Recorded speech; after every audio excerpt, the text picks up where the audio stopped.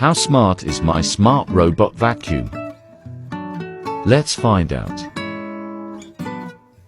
My home's floor plan helps the robot navigate its way better.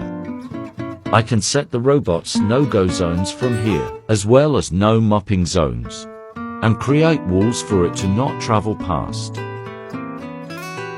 It can clean a single spot, a specific area, or automatically clean the entire house. Once I am back from work, I can check the places that has been cleaned. The lines are the directions the robot went. My robot is a smarty pants if you ask me.